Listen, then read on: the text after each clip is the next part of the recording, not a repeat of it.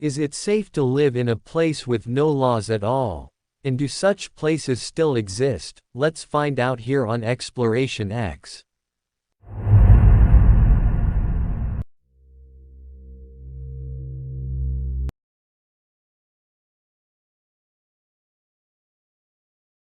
A treaty in 1959 ensured that the place is free for all.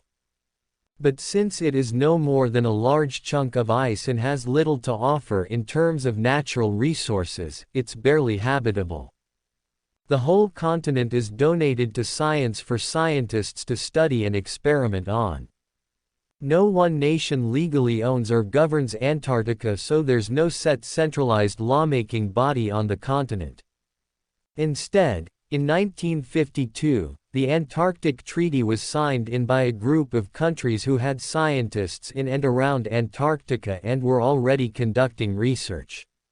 It was initially agreed to by original signatories, 7 countries with claims to territory in Antarctica. These original signatories included Argentina, Australia, Chile, France, New Zealand, Norway and the United Kingdom. Since 1961, when the Antarctic Treaty was put into effect, many other world nations have adopted it.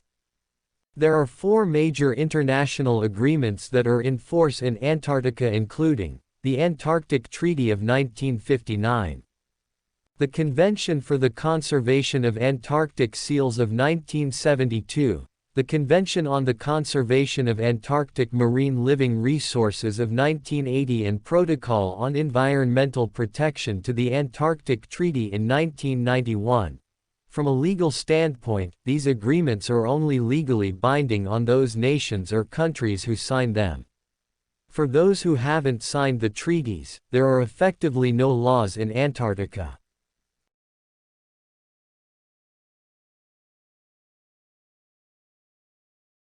Slab City is not far from civilization. It is just 100 miles east of San Diego. It is a free alternative living community that was a World War II base, Marine Barracks Camp. The name Slab City was coined from the concrete slabs that were the remains of the military base after it was abandoned. One reason for living in the community is poverty. But for some, the feeling of freedom from rules and ordinances is a good reason to stay and take up permanent residence. While the lack of government presence is a draw for many, there are reports of vigilante-style justice in the form of shootouts or arson. While Slab City is often referred to as the last free place in America, the name may be more hyperbolic than true. Recently, the state of California has announced plans to exert control and ownership of Slab City by seeking to sell it, potentially to energy companies.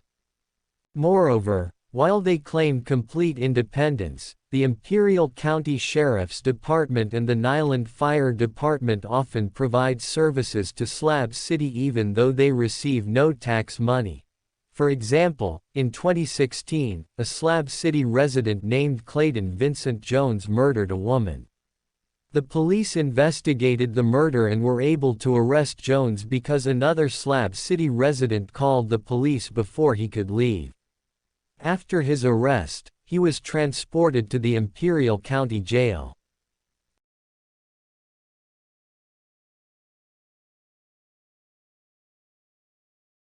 Bir-Tawil is a piece of land that fills a curious space in Africa with respect to the law. Purchased in 2014 by an American dad in an effort to make his daughter a princess, this largely forgotten corner of the world had remained unclaimed by neighboring Egypt or Sudan. The American dad purchased the land by starting a global crowdfunding appeal aimed at securing $250,000 in an effort at getting his new state up and running.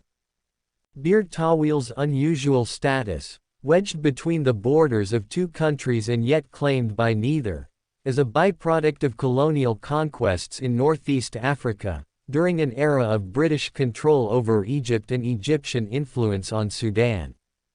In 1899, the British government signed an agreement splitting Sudan and Egypt along a straight line at the 22nd parallel.